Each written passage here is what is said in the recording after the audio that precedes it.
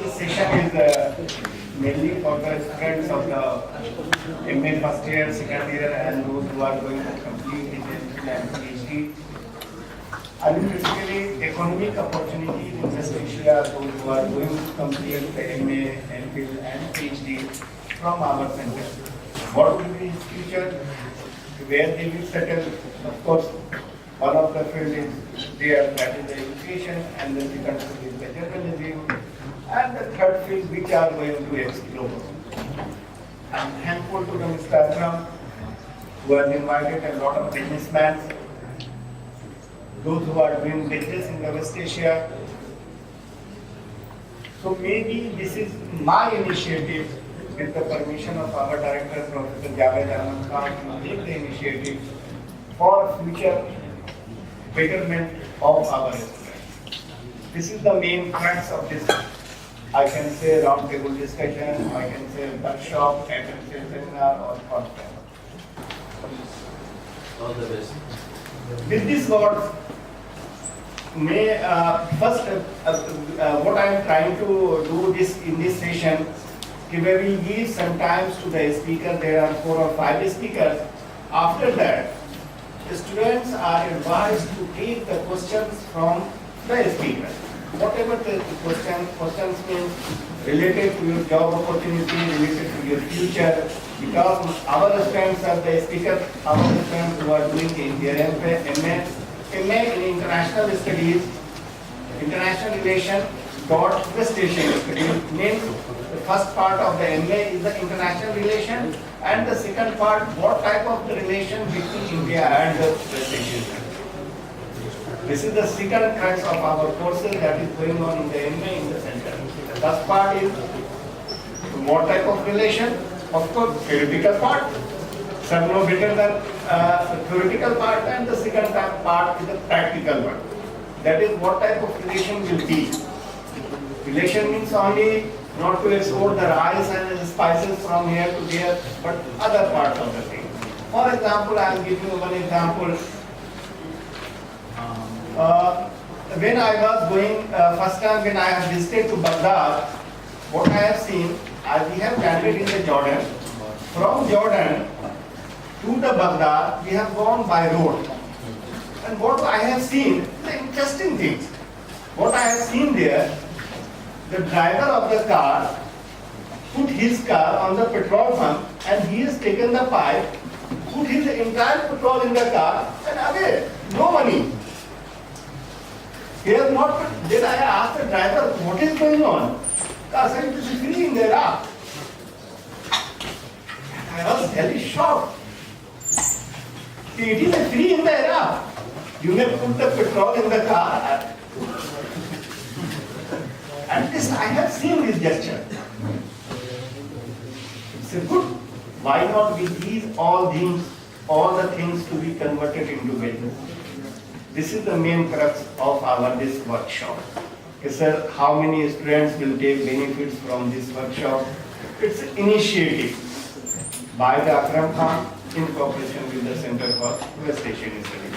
Without investing much more time, we have a speaker, Mr. William Khan sir, of course our great teacher, and we have Mr. Nadeem. Mohan Shukla sir is already here.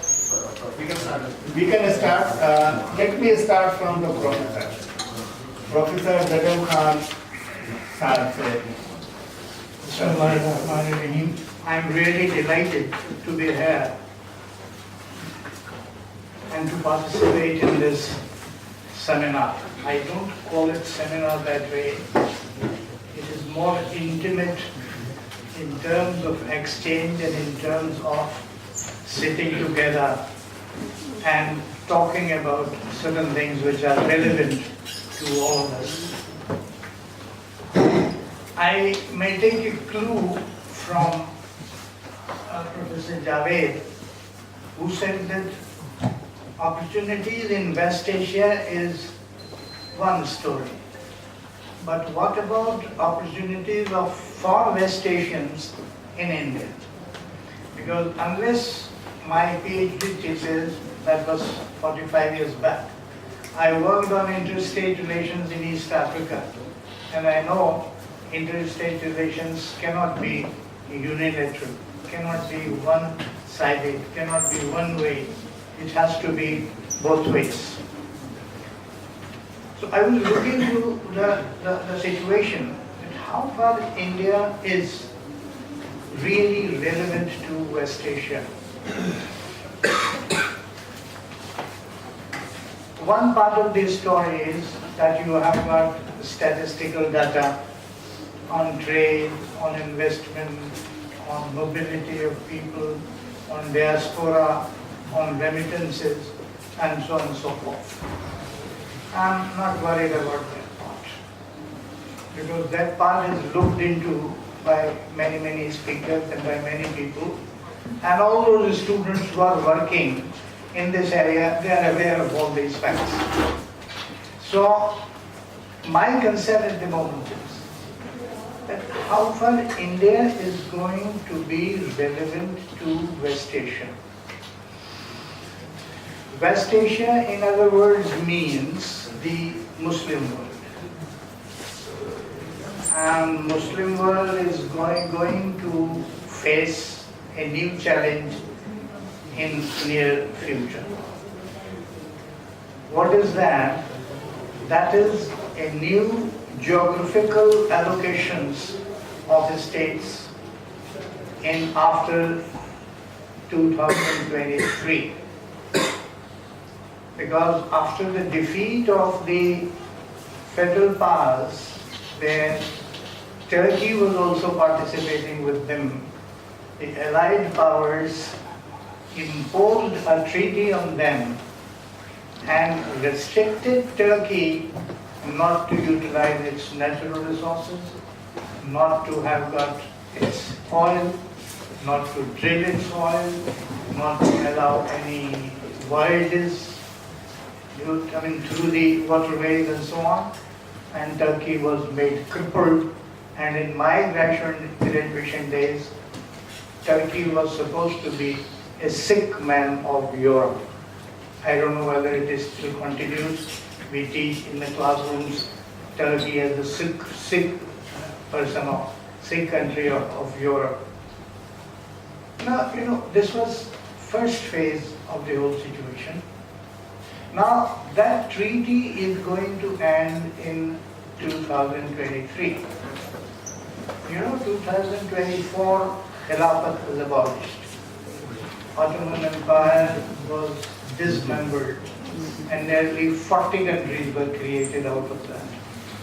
And then they saw to it, when I say they, those people who were interested in making the Islamic world shatter, they saw to it that they start having rivalries among themselves, and they should be prepared to sell out their armaments to all of them. So you have got artificial boundary, artificial divisions, all kinds of these things were created, knowing fully well that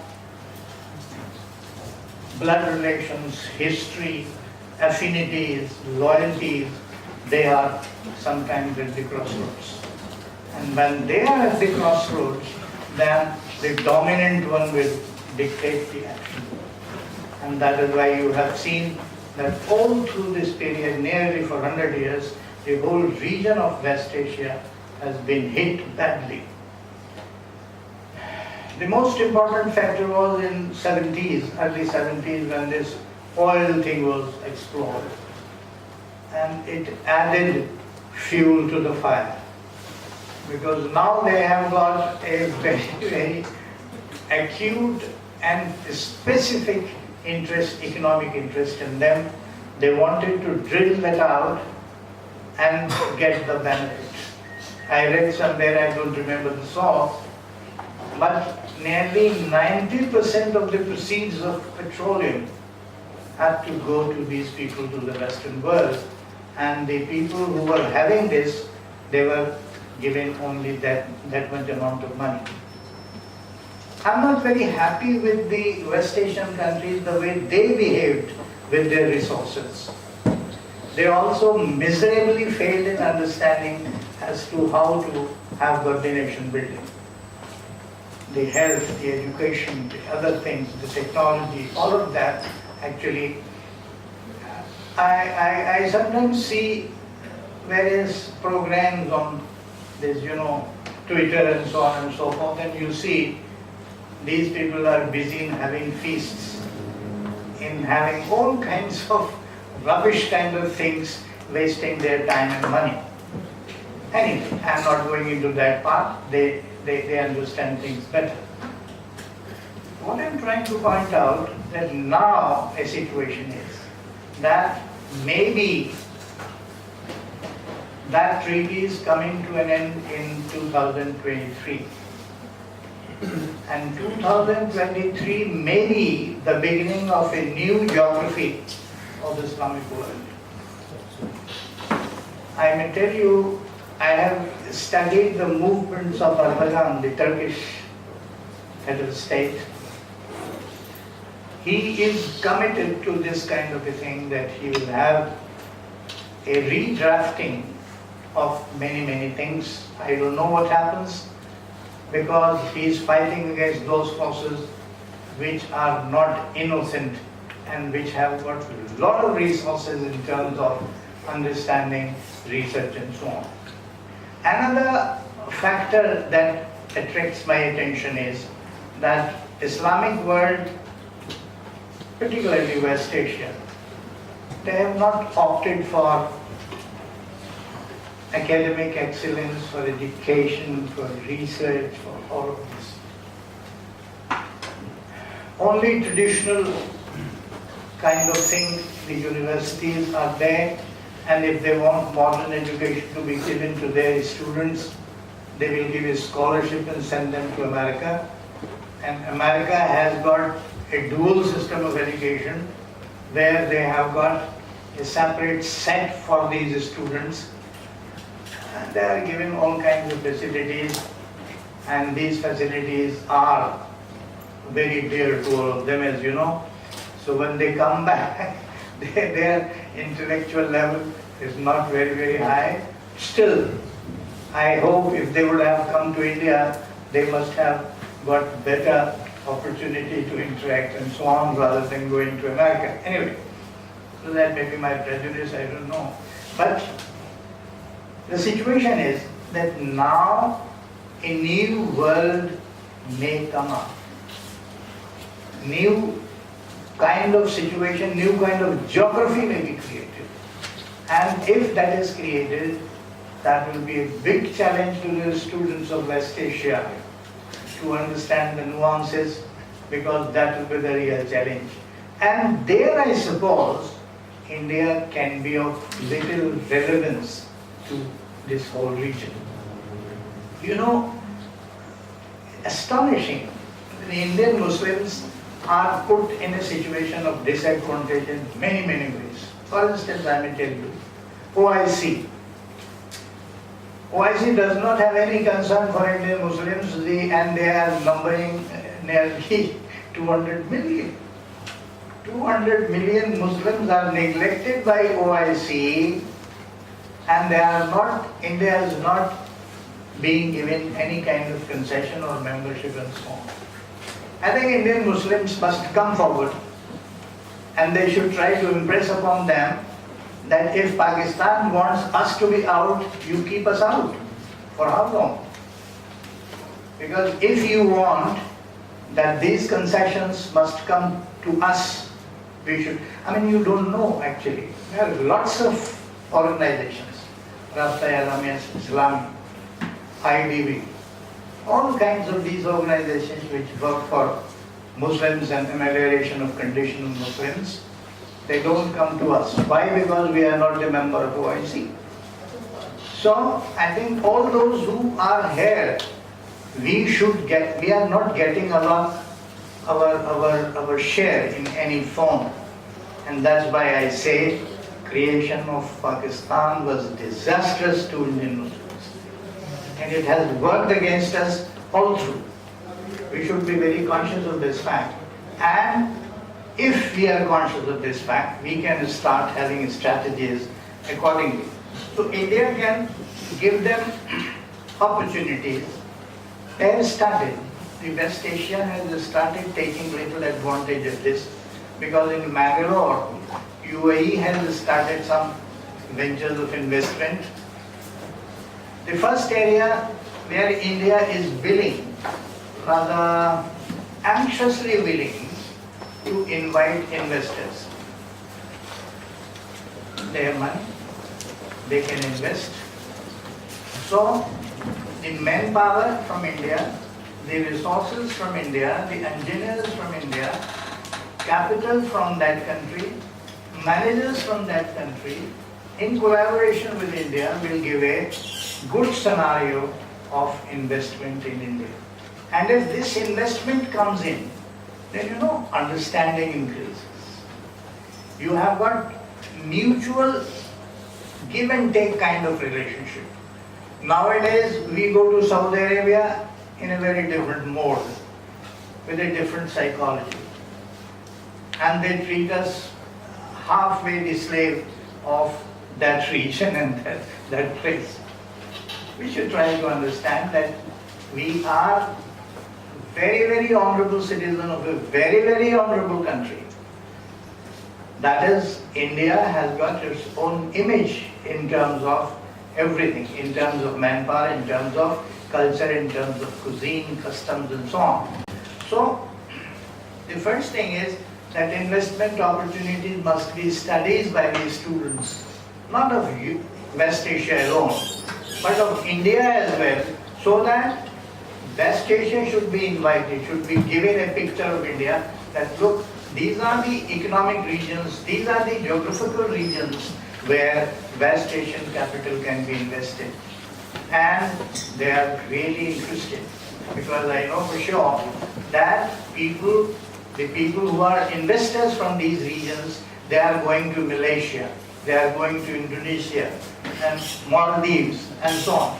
So these countries, they are preferring, if we try a bit, and particularly students who understand West Asia well, students from this center, if they come out with this motive, that look, we will try to make India attractive for this region, I think that will be a very good help and national service. Another is, India is a bloody market, is a very big market. And all countries all over the world are eyeing this market very carefully. And this market is diverse. This market is of various levels. You can start from the lowest level, can go to the highest level. Immense opportunities of providing a market to China. All of us know about China. They are pumping their products in India, and we people are really in a very difficult situation. Another is cultural affinity. Assalamu alaikum, wa alaikum salam has got a meaning. If you speak like that, the language, the culture, the salutation, the greeting, everything matters. You say sabah al khair, that makes a difference for those who come from that stock. India, in that sense, is also very, very rich, and we have worked on this. We are totally secular in our behavior in terms with any nationality we come across. So this aspect should also be developed. Another is the training programs India can offer to these countries, because they need training in all areas. Even in area of rearing the children, they need training. They need training not only in professional terms, they need training in cultural terms, they need training in human relations, they need training in very many things. Maybe you can take, influences from various Indian cultures, and these cultures will enrich. The last one is the academic cooperation. Academic cooperation can be worked out. It can be worked out. I think I suggest Ikram Sahab to have got a separate seminar on this, that how academic cooperation can really be sought, can really be worked out between various countries, including these countries. And as you know, Akram is really good in his techniques to approach and convince people, because it was his convincing power that I could come, otherwise I was not in a position to come over. I'm an old man, as you know, and I don't generally move out. But since he was after my blood, so I thought I should go and see how he does. And I need him. I need him also in the sense that in iOS, we are looking for such kind of young stuff who can really deliver. We have got lots of programs where people can really be associated.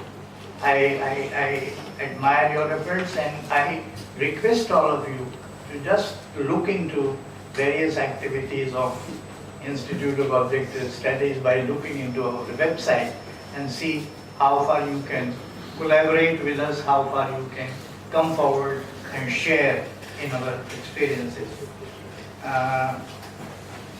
In the end, I would really congratulate the organizers, and I'm very thankful that they have given me a little opportunity to be with you. Thank you very much.